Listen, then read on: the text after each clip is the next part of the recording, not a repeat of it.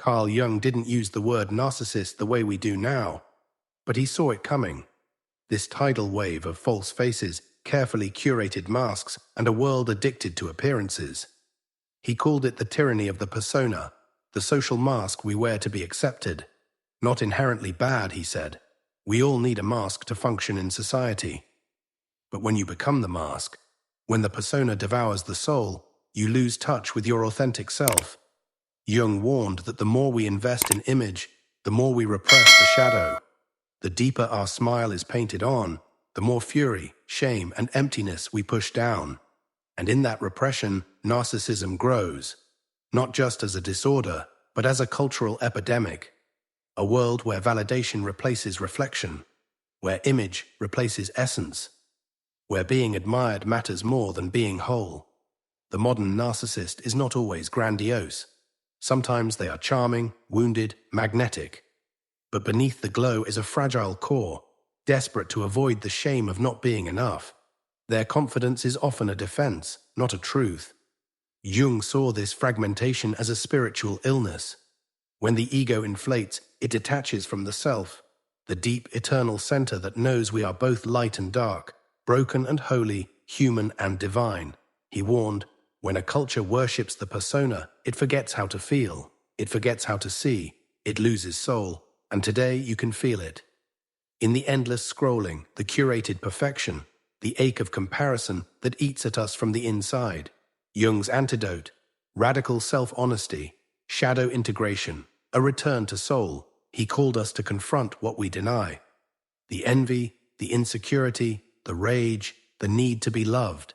Not to indulge it, but to know it, to own it, so we're not unconsciously ruled by it. He believed true strength isn't image, it's integration. Not how bright your light is, but how deeply you've walked through your own darkness. So when you encounter narcissism, in others or in yourself, see it as a symptom, not a sentence. A signal that something inside is aching to be seen, that beneath the persona, there is a self-longing to be real. Jung didn't judge the narcissist. He saw their tragedy. A person who mistook the mask for the mirror. He believed healing comes when we stop performing and start remembering. Remembering that we are not our likes, our titles, our followers.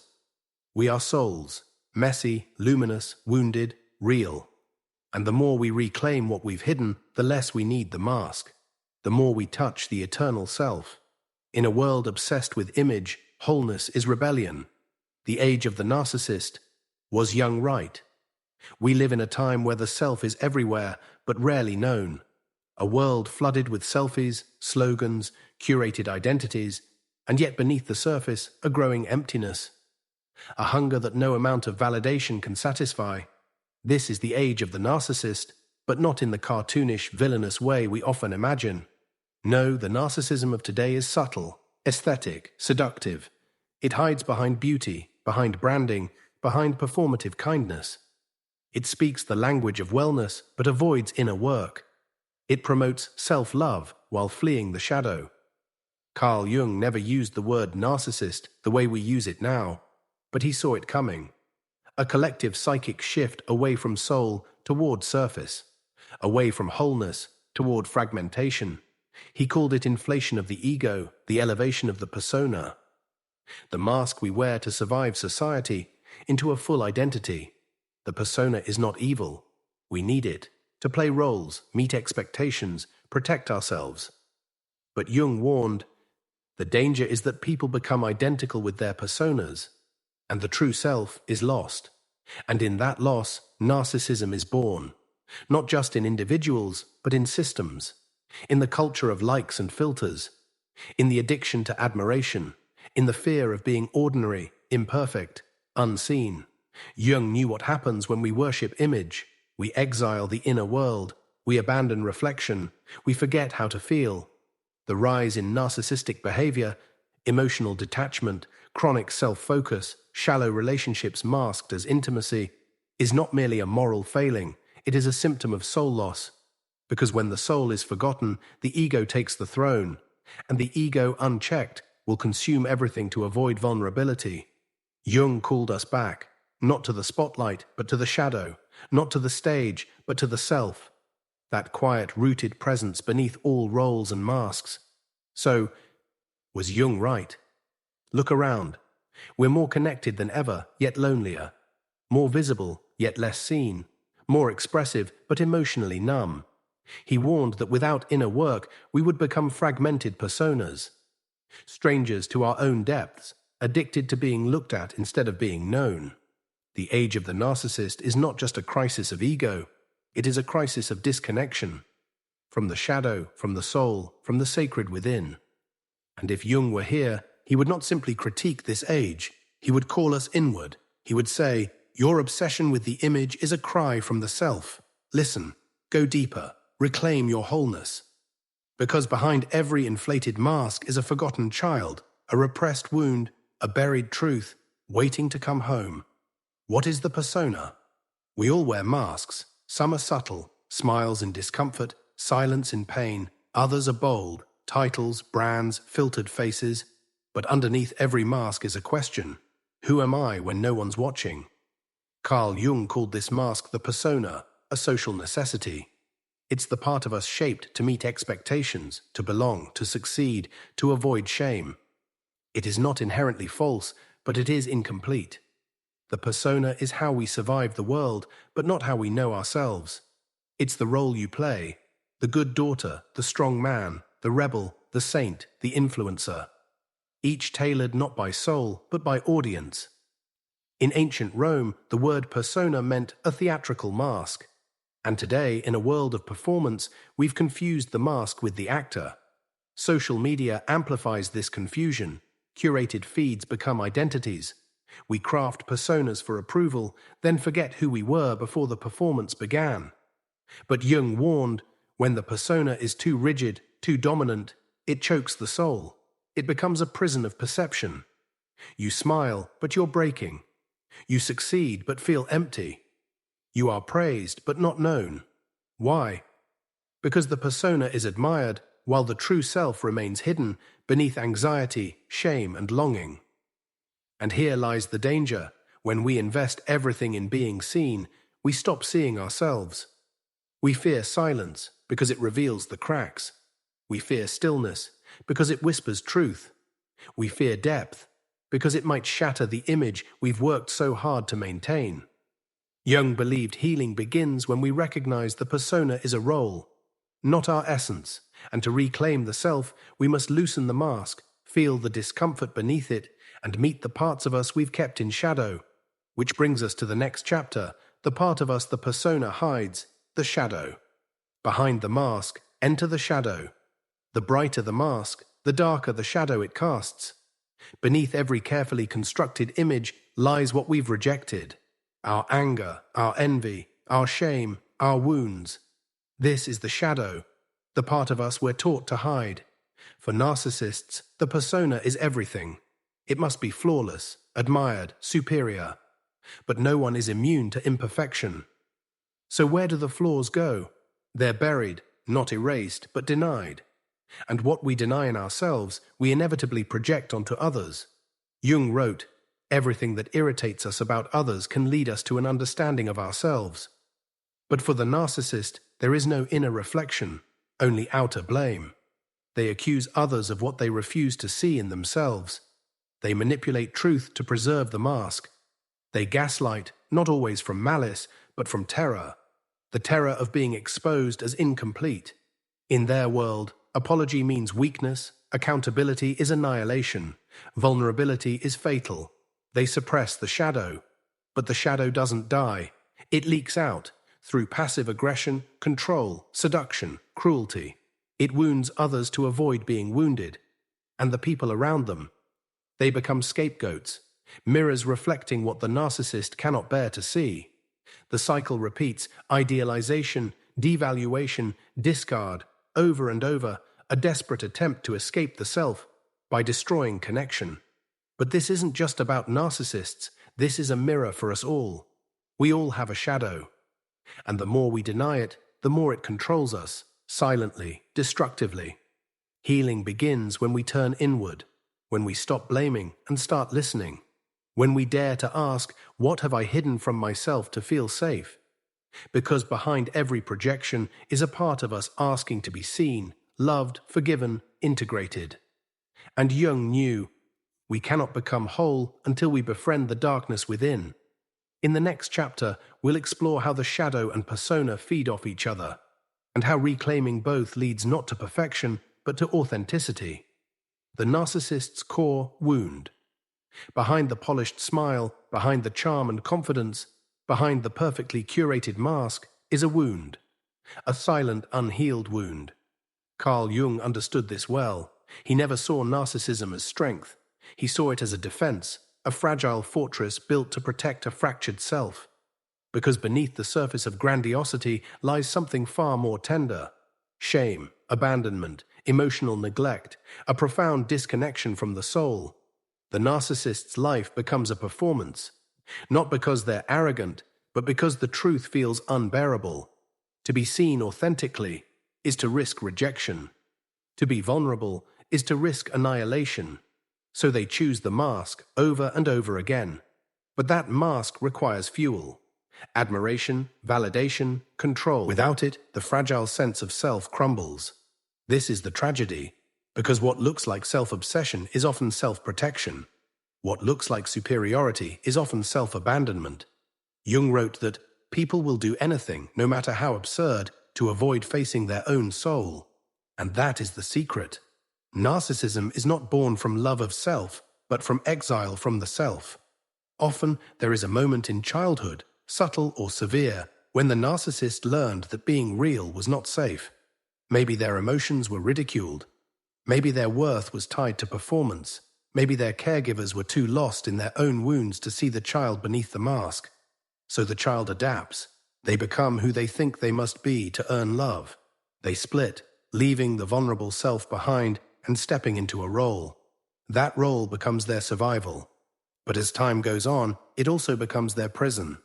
They lose access to real joy, real intimacy, real peace. Because everything becomes filtered through performance. They do not feel loved, only admired. They do not feel safe, only superior. They do not feel seen, only watched. And so the inner hunger grows, the emptiness deepens, the mask tightens. And the soul whispers from behind the walls, this is not to excuse narcissistic harm, but to understand its origin, because healing is impossible without compassion. Not blind forgiveness, but the courage to look beneath the mask and ask, what hurt you so deeply that you had to disappear? And this question, this reaching into the wound, is not just for the narcissist. It is for all of us. Because each of us has been tempted to hide behind performance. Each of us has felt the ache of not being fully seen. Jung believed the path to wholeness begins with reclaiming the lost parts of the self. Even the wounded child behind the grand illusion. In the next chapter, we'll explore how that illusion, when left unexamined, leads to deep spiritual isolation and emotional collapse. It's not just a mental condition, it's a soul-level crisis. Projection, the narcissist's favorite tool, everything that irritates us about others can lead us to an understanding of ourselves. Carl Jung. But for the narcissist, this path of understanding is blocked because their ego cannot bear to be wrong, wounded, or exposed. Instead of facing what lives in their own shadow, they project it. Projection, as Jung taught, is the unconscious act of seeing in others what we cannot accept in ourselves. It is a psychological mirror turned outward, distorting reality to protect the ego. And for the narcissist, this defense becomes a lifestyle. They don't just deny their flaws, they assign them to you. Call them manipulative. They'll accuse you of gaslighting, say you feel unheard. They'll say you're too emotional, too much, too sensitive. You become the problem, you become the villain in their story. Because for the narcissist, admitting fault feels like annihilation. So they stay safe by creating a fiction. I'm not the problem, you are. And if you dare to confront them, you'll enter a psychological maze of blame, guilt, and confusion. This is not logic, it's survival.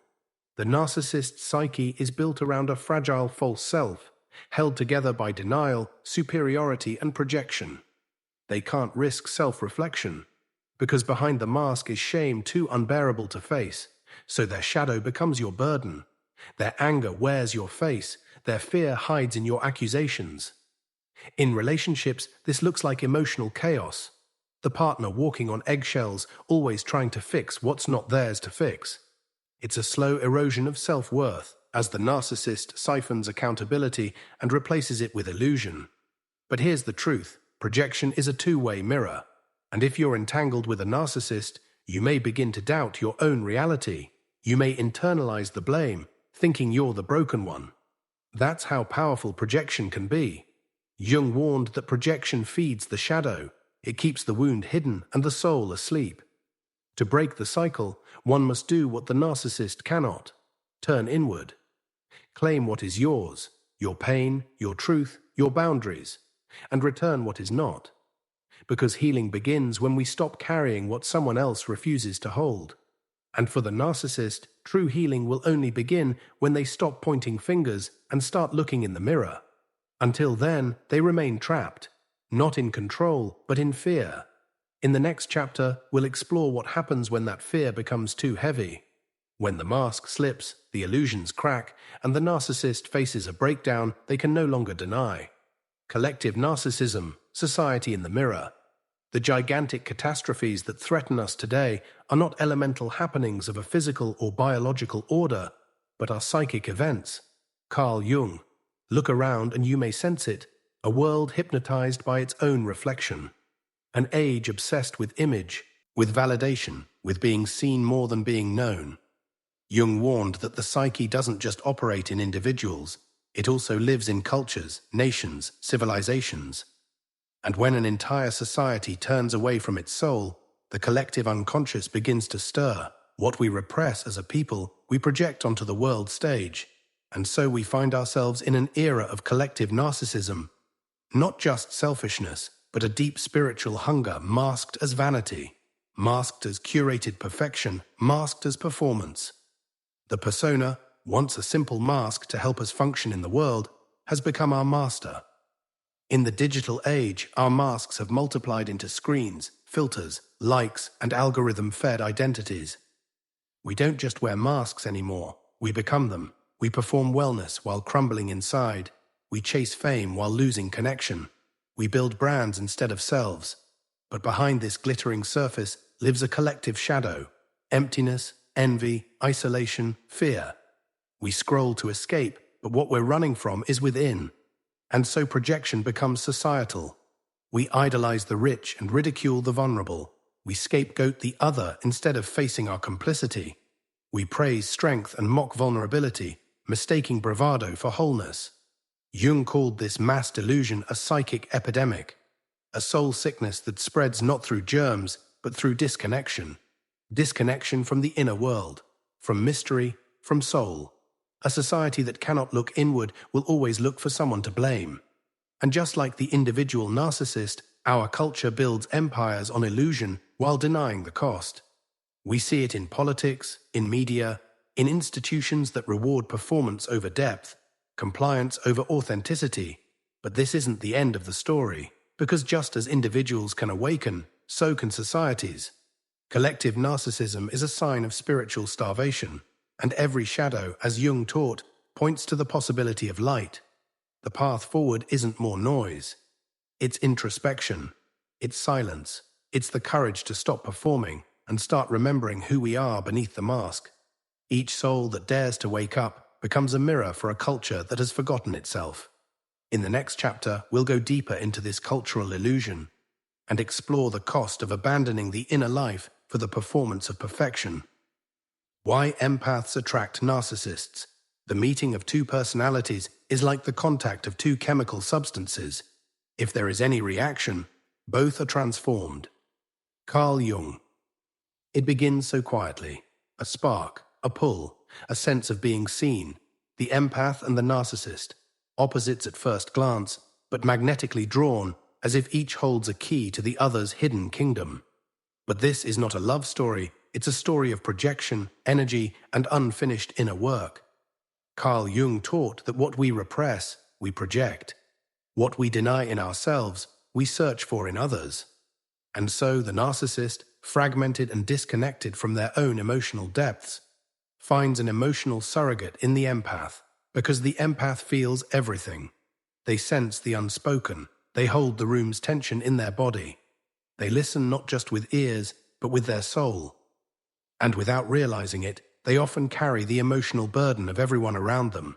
The narcissist, on the other hand, cannot carry that weight. Their emotional life is split, cut off, buried, exiled into the shadow. But the shadow doesn't disappear. It just seeks a host. Enter the empath, not as victim, but as mirror, as unconscious container for everything the narcissist has disowned. This is the energetic bond that forms. The empath becomes the emotional compass, the psychic sponge, the beating heart in a relationship that has no other pulse. And at first, it may feel like love. The narcissist is drawn to the empath's compassion, warmth, presence, like a cold body drawn to fire. And the empath, often unaware of their own worth, feels needed, chosen, seen. But slowly something shifts.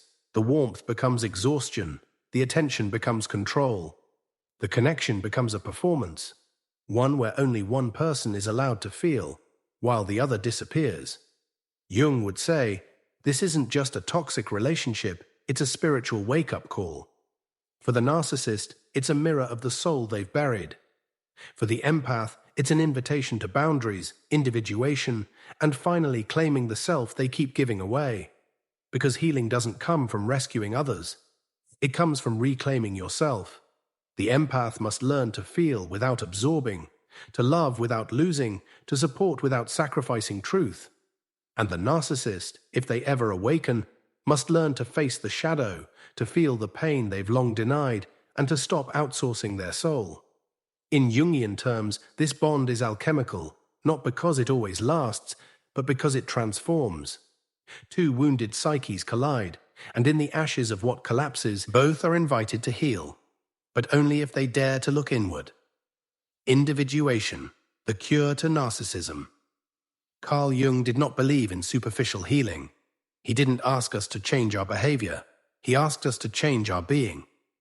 At the core of narcissism lies a wound, a rupture between the image we project and the self we've abandoned. And the only true cure, Jung said, is the long inward journey he called individuation. It's not about becoming perfect. It's about becoming whole. In individuation, we integrate what we've denied. Our fear, our shame, our weakness, our desire to be loved. We take back the parts we cast into shadow and welcome them into the light of consciousness. The narcissist clings to an inflated self-image because the alternative feels like death. But in truth, it is not death. It is rebirth. To individuate is to say, I am not just the mask. I am the rage beneath it, the sadness I hide, the joy I fear, the tenderness I mock, the vulnerability I run from. It's a reckoning, a sacred confrontation between ego and soul. And though it may feel like madness, it is the beginning of healing. Because until we face our own fragmentation, we remain prisoners, trapped in the performance of self. Individuation is not a concept. It is a sacred process, not a philosophy, but a fire. Are you wearing a mask too? It's easy to point at narcissists, to label them toxic, to distance ourselves from their flaws. But Jung's mirror is merciless. He warned, what you hate in another may live unloved within you. So pause and ask gently, what mask do you wear? Do you always smile so no one sees your sadness? Do you keep achieving so you never feel unworthy? Do you avoid conflict so you can be loved? The persona is not evil. It helps us survive. But when we forget it's a mask, we begin to mistake it for our soul. We all carry seeds of narcissism when we cling to image and reject truth. When we project our shadow onto others to avoid facing our own. When we curate our lives instead of living them. This is not blame. It is an invitation to come home to yourself, take off the mask, look in the mirror, not with shame, but with sacred curiosity. Ask not, am I narcissistic? But rather, where am I afraid to be real? That question holds the key. Jung's final warning, become whole or be consumed. Carl Jung's work was not just psychological, it was deeply spiritual. He did not see neurosis or narcissism as mere illness, but as signals from the soul that something within us remains unlived. And he warned, If we do not make the unconscious conscious, it will rule our lives, and we will call it fate. This is his final warning. Become whole or be consumed. When we refuse to face our shadow, it grows in power.